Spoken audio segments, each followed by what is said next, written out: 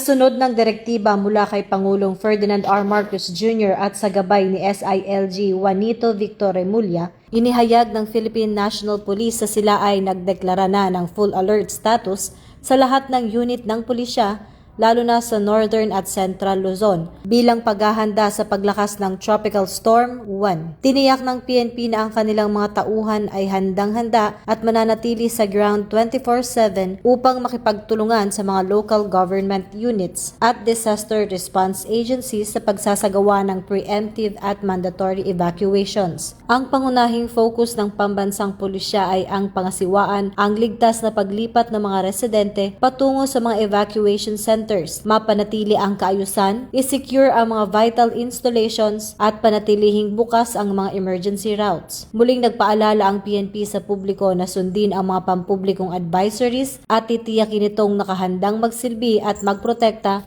anuman ang kalagayan ng panahon.